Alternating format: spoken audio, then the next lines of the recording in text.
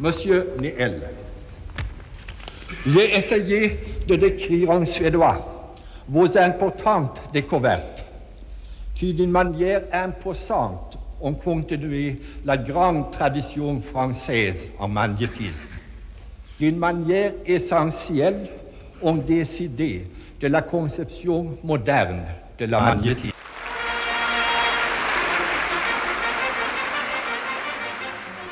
Mais son goût pour le travail manuel n'a pas nui à sa destinée. Dès l'âge de 10 ans, j'aimais bricoler. Toujours aimé. Enfin, ça, c'était probablement héréditaire du côté de ma mère, qui était également une personne qui aimait beaucoup se servir de ses mains.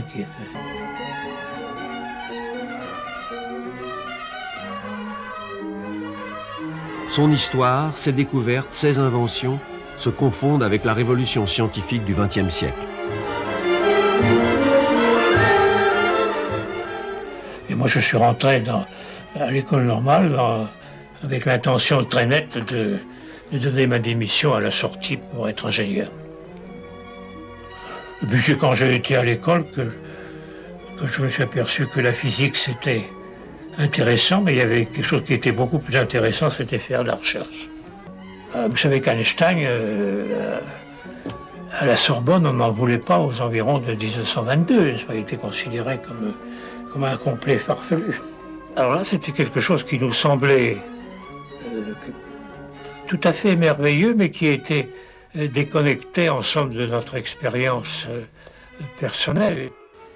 En 1928, Hisinger approfondit grâce à la mécanique quantique la théorie moléculaire de Weiss, en laissant quelques incertitudes soulignées par Louis Néel. Un des résultats, c'était que pour un corps qui était très important comme la magnétite c'est un corps qui est connu depuis 3000 ans, n'est-ce pas, et qui a des propriétés magnétiques extrêmement intéressantes, mais qui n'étaient pas expliquées du tout par la théorie de Weiss. Alors moi, je me suis dit, la seule chose à faire maintenant, c'est d'abandonner cette hypothèse de Weiss et de trouver quelque chose de mieux. La théorie pour le prix Nobel, l'antiferromagnétisme, le ferrimagnétisme, a été quelque chose qui a expliqué spontanément. Et vous avez eu le sentiment de faire une découverte ou c'est quelque chose qui s'est développé dans le temps? La genèse de cette découverte qui demande quelquefois un an. Et puis à un moment donné, il y a un moment où il y a un déclic qui se fait et on trouve soudain qu'avec cette hypothèse-là, on explique soudain un nombre considérable de choses. Et ça apparaît comme ça, assez rapidement. Alors là, l'illumination est instantanée. Einstein, Bohr, Heisenberg, Planck et bien d'autres ont puisé et trouvé, ainsi que Louis Néel, dans leur subconscient de génie, l'intuition qui a positivé leur idée. Louis Néel rejoint Grenoble en 1940 et s'y fixe. Le prix Nobel vient le récompenser en 1970. Ses réflexions sur son travail et sur le monde qui l'entoure aident à mieux le comprendre. Je me sens un peu moi-même comme le survivant d'une époque révolue. Je me considère plutôt comme un physicien du XVIIIe siècle qui serait attardé au XXe, à peu près. Peut-être parce que pour moi, la valeur d'une théorie physique, c'est de vous aiguiller vers des expériences et une théorie qui ne débouche pas sur quelque chose de concret, n'a pas beaucoup de valeur pour moi.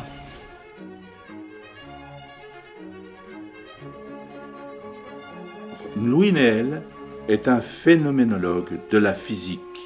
Il a enseigné la mécanique quantique à Grenoble, mais il a toujours évité de l'utiliser pour ses propres travaux, car elle entre en contradiction avec sa compréhension du comportement magnétique de certains matériaux et il suit son intuition. Cependant, il n'oublie pas de constituer un creuset pour la recherche fondamentale en attirant dans l'entourage du CEA et de l'université de brillants théoriciens de la jeune génération qu'étaient messieurs Hayan, Dreyfus, Gagnière, Rassa, Soutif, Schweitzer, Schapper et bien d'autres. Le CENG est un fabuleux levier dans les mains des physiciens grenoblois pour développer leur ville. Louis Néel considérait la recherche technologique comme le maillon indispensable entre la recherche fondamentale et un éventuel développement industriel. Ce qu'il avait démontré pour les matériaux magnétiques, il l'a appliqué avec prudence, par exemple dans le domaine nouveau de l'électronique. Après avoir pris la direction des écoles d'ingénieurs INPG de Grenoble, c'est en 1955 que Louis Néel crée et dirige le nouveau centre de recherche du CEA, le Centre d'études nucléaires de Grenoble.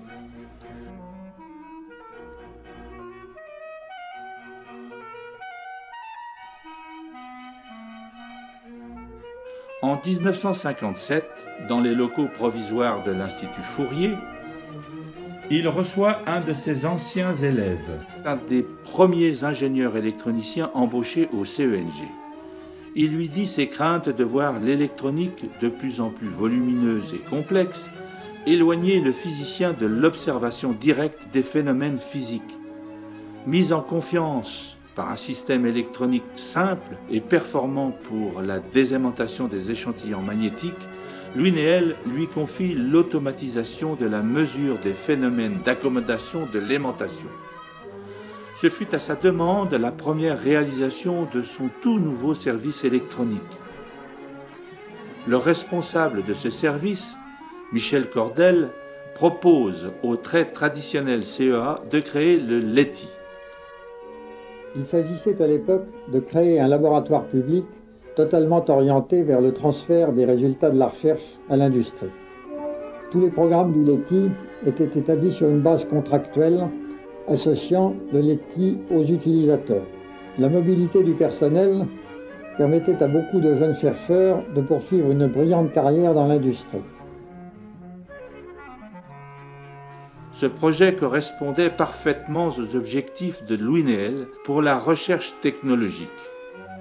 Après l'accord du CEA, Michel Cordel, conscient de l'aide décisive de Louis Néel, écrivait « Je me suis toujours demandé comment cet homme qui s'extériorisait assez peu avait une telle influence. » Et Louis Néel suivait ensuite régulièrement les réunions du LETI, qui devint un grand centre européen de recherche en nanoélectronique. Réaliste, mais avec humour, après l'exposé d'un projet d'imagerie médicale qui lui semblait ambitieux, il disait « J'espère que ce ne sera pas qu'une image d'Épinal. » Mon activité à Grenoble a été double. Moi, je pense que, en ce qui concerne la physique, si je n'avais pas découvert l'antiferromagnétisme ou le ferrimagnétisme, il y a quelqu'un d'autre qui l'aurait trouvé. On peut se demander si Grenoble aurait connu le même développement.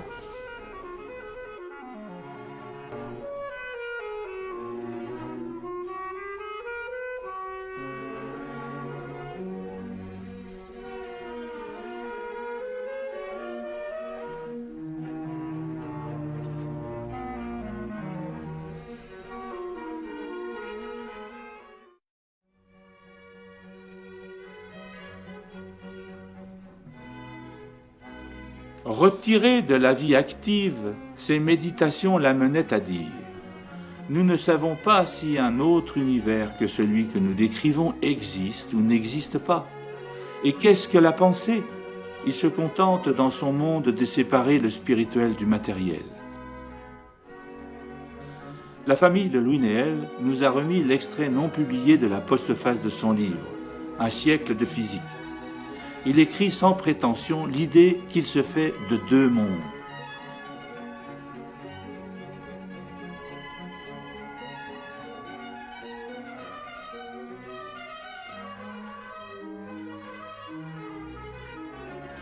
Si je vais plus loin, je suis bien forcé de constater, à côté des joujoux favoris du monde matériel, l'existence d'un monde spirituel et religieux, dans lequel baigne une grande partie de l'humanité, où elle vit et espère depuis les origines des temps. Je n'ai pas la prétention d'ébaucher même l'amorce d'une solution. Je me contente d'illustrer le problème sous la forme d'une bande dessinée, où je représenterai l'évolution de deux mondes, le monde matériel et le monde spirituel, sous la forme de deux énormes bulles de savon qui croîtraient indépendamment à partir de deux bases essentiellement différentes. Celle du monde matériel serait à rapprocher de notre Big Bang. Ces deux bulles, une fois détachées de leur source, pourraient évoluer dans deux espaces infinis sans jamais se rapprocher. La bulle matérielle irait ainsi vers un destin minéral, solitaire, impassible, que pourraient décrire nos astrophysiciens. Mais ces deux bulles se sont rencontrées. Lorsque deux bulles de savon se rencontrent, elles peuvent rebondir l'une sur l'autre, ou encore se réunir en une seule, mais souvent aussi elles s'accolent, sous forme de sphères incomplètes, autour d'une membrane circulaire et plane qui sépare les deux bulles, après avoir emprunté des éléments O2. C'est ce qui a dû se passer, et c'est sur cette membrane intermédiaire, ayant deux façades, l'une sur le monde matériel, l'autre sur le monde spirituel, que la vie et la pensée ont dû prendre naissance, et c'est sur elle que l'humanité vit aujourd'hui. On peut passer d'une face à l'autre de la membrane. Les scientifiques préfèrent en général habiter la façade matérielle, et en partent pour explorer la bulle matérielle, dont ils ramènent des images en général concordantes, d'une précision souvent stupéfiante, mais avec des zones d'ombre de plus en plus affirmées, qui rendent douteuse la possibilité de comprendre un jour complètement la structure complète de l'univers. Les idéalistes préfèrent habiter la façade du monde spirituel et religieux. Les mystiques et les prophètes en partent pour explorer cette partie de l'univers et en rapportent des images extraordinairement variées qui en montrent sa complexité et surtout l'impossibilité des mots du langage vulgaire pour les décrire. D'un côté comme de l'autre, quelques-uns sont si bien installés sur leur façade qu'ils nient l'existence de l'autre. Si Louis Néel relie le monde matériel au Big Bang, il entoure le monde spirituel de sa discrétion. C'est-à-dire que moi, je pense qu'on ne trouvera jamais une explication définitive pour n'importe quoi. Pour d'ailleurs une raison bien simple, c'est que nous ne sommes qu'une portion absolument négligeable qu'un univers qui nous dépasse de tous les côtés. Et espérer avoir une explication de tout ça, c'est dépourvu de tout bon sens. Ça veut dire que on ne trouvera jamais que des explications très partielles et que c'est absolument vain de vouloir, comme l'espèrent certains physiciens, expliquer tout. Ça, au fond, on s'aperçoit qu'à mesure que le temps passe, le nombre des phénomènes qu'on a expliqués devient de plus en plus compliqué à mesure que nos moyens d'observation deviennent plus sophistiqués. Par conséquent, ça devrait nous insister à plus de modestie. Et la seule façon même c'est le seul frein qu'on puisse trouver pour ces espoirs démentiels, c'est justement de soumettre toutes les théories à l'expérience. C'est-à-dire qu'une théorie qui n'est pas soumise à l'expérience, pour moi, c'est pas de la physique, c'est plutôt de la métaphysique, c'est quelque chose qui est au-delà. Non, alors là, ce qui me semble un peu plus extraordinaire, c'est qu'il y a certains que je ne veux pas nommer qui prétendent que tout ça s'est fait par hasard. Alors, vraiment, ça me semble curieux. Donc il y a une structure cachée, disons, profonde. En plus, de structure. Évidemment que vous expliquez avec rien, parce que même si vous admettez qu'il y a un Big Bang initial à partir de tous ces faits, vous poserez la question de savoir qu'est-ce qu'il y avait avant ce Big Bang, et puis qu'est-ce qu'il y aura après. Bon, Donc ça appartient à l'infinité des questions qu'on peut se poser, auxquelles on est certain, a priori, de ne pas pouvoir donner de réponse. Alors moi, j'ai une position très simple vis-à-vis de tous les problèmes de ce genre-là. Je ne me les pose pas, parce que c'est pas la peine que je me pose un problème que je ne pourrais pas résoudre. Il y a des gens qui croient avoir la réponse. Ma position est simple, je crois qu'on ne peut pas avoir la réponse, que c'est une chose fondamentale.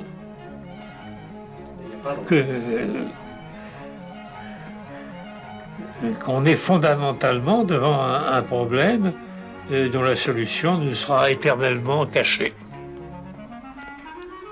C'est-à-dire que j'ai une position désespérée là-dedans, c'est qu'il y a des gens qui croient avoir donné une réponse, et ben, moi je dis ils sont très heureux d'avoir trouvé une réponse, moi je ne suis pas contre.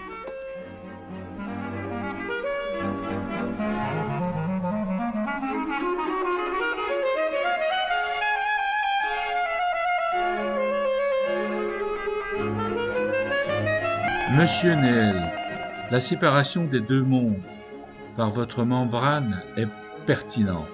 Elle nous permet de nous interroger sur son passé.